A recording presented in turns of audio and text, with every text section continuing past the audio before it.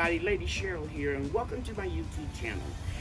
Today I'm going to share with you where I'm going to start my new container garden at my daughter's house. I'm in the front of the house. Brian, you all know him, is videotaping me, and I just want to share with you that my daughter is really good with keeping her flowers alive during this 64, 65 day of triple digit temperatures in the Dallas area. She has everything strategically placed so that they can get a little sun, but mostly shade during the day. Well, you can see here the begonias that are in full sun, they're not doing too good, but hey, they're still alive.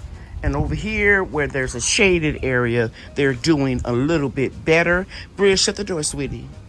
And you can see it's shaded all along here, and you can see the begonias and the other flowers look pretty good.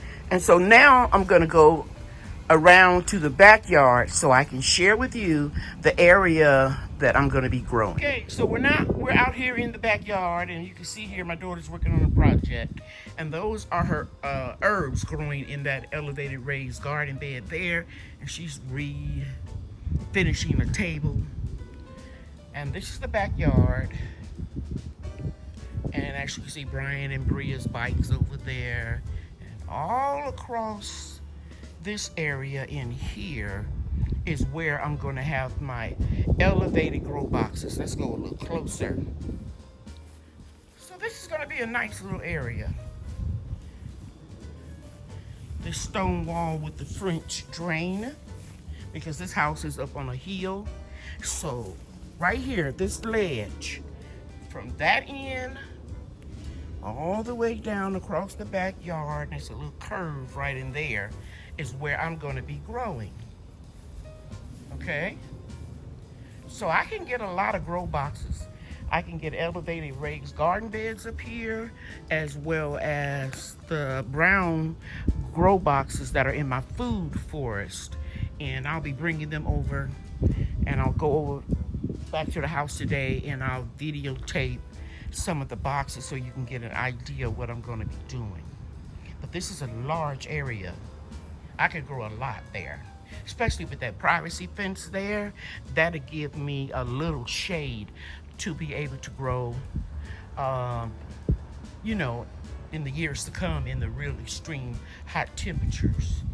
So right over here, I'm going to put 3 or 4 fruit trees in containers, but I have to be careful to make sure that I don't put them anywhere where there are sprinkler heads, but where the sprinklers can't get to them.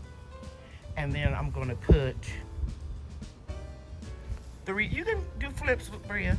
I'm going to put 3 or 4 trees on this side over here, close to the fence as well. So this is going to be really cool. I'm really excited. I brought some of the rugs over already. I've got another one like this that they can use out on that patio. Yep, and we can do flips and cartwheels. So Bria's in gymnastics, and she wants you all to see what she's learning to do. Cartwheels. And Brian, you want to do a couple of karate moves, and then we'll go to the other house. Okay, I'm gonna do karate. Okay, very good. We'll be back, guys. So I have 3 grow boxes on top of this carpenter's sawhorse. And they're elevated, and so they're at my waist where I can just harvest and without bending over. And you can see that I was able to keep these marigolds growing. I pulled off some of the flowers that were spent and put them in here. And this had a 50% shade cloth over it, and it's covered with the mimosa tree shading it, as well as 2 methylene plum trees. So I decided to go ahead on and remove the shade about a week or so ago so they can get acclimated, these little plants in here, to full sun. And these are going to be the 3 first boxes that I moved to my new container garden. And as you can see here, this one has rollers on it. I don't need that, and I've already removed them from this box as well as this box. And if you're new to my channel, this Irish Spring soap, I just leave it in the whole bars as opposed to shaving it like I used to, and it deterred critters from climbing up here and going in your boxes. So the soil is super rich. When I pulled up the pepper plants that were in these boxes, I carefully examined the roots, and I didn't have any knotted root issues like I had in some of my garden beds. So this is perfectly good soil, and I'm going to be transferring it. What I'm going to do is, the boxes are extremely heavy. I'm going to remove the soil, put it in a mini wheelbarrow, and then take the 4 wheels off here and move these to the area that I showed you in the beginning of the video. Okay? And I'll share everything with you when I do it. Here are 3 more boxes. 1, 2, 3. And I still have some of the Japanese sorrel going to seed. As you can see here, I'll collect these seeds from these pods. I probably won't pull up this soil because I suspect, because I see some of the pods opened up, they probably, I'm sure they have reseeded in this one. So I'm going to label this one Japanese sorrel, and I won't remove the soil. I'll take 2 or 3 guys to pick this up. This is real heavy. I remember when I had somebody moving them before, it took 2 guys. Yeah, 2 guys moved it. So this is a Japanese sorrel. This is what I left on the plant to let it go to seed.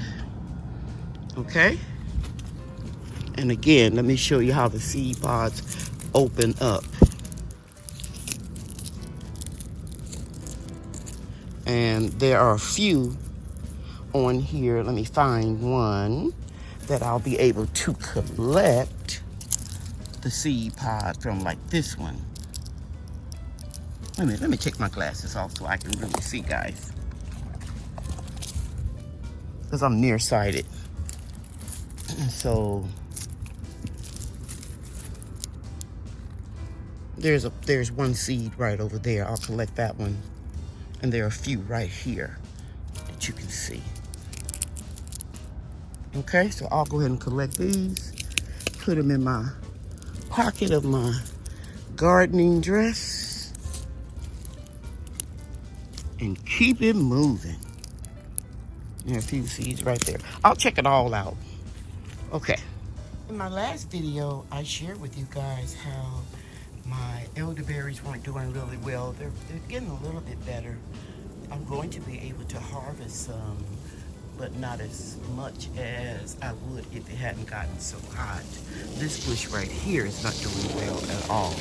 But I told you in my Monday night live chat that the Mexican petunias stopped blooming once it got over 105 degrees.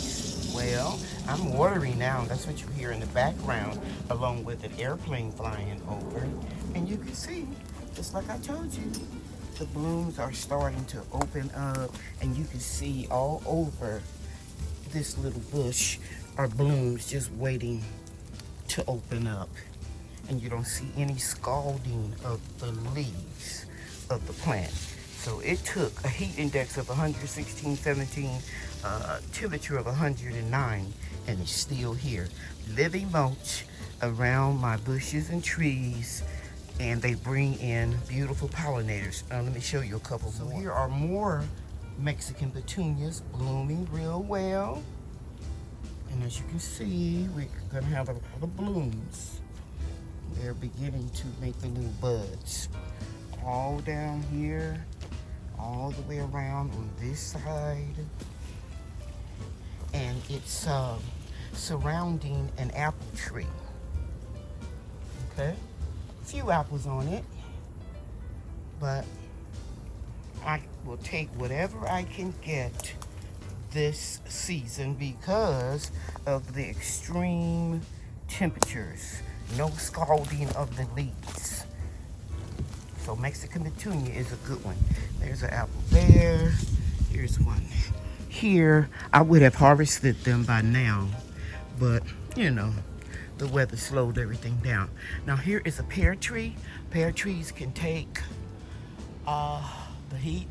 I think this one is a kefir pear. I'm sure it is. And over here I have another golden apple. It's taking a beating. A little bit crunchy leaves, but not bad. But a lot of Mexican petunia all in here. Okay? Few apples. But I'm just glad that the Mexican petunias are beginning to show out again. Here's another apple. Okay. I am standing back from the pear tree. Hopefully you can see that it has a lot of pears still on the tree, even though it dropped a lot. You still have a lot. Let me see if I can get a little closer. You can see a little cluster right there. Right there and here. Over there. And here, it's a couple dozen or more pears still on this tree, so I'm grateful for that. Now this tree was a real sick pear tree, still showing evidence of blight. Never take those leaves and put them in the compost. And I'll pick that one up that fell, but it has a lot of pears on it. It's the first year that it produced pears. It's been sick for about 3 years, so we'll see. I'll let you know if they taste okay. If they don't taste good, I can always make pear butter like I did last year from the pears on that tree up there.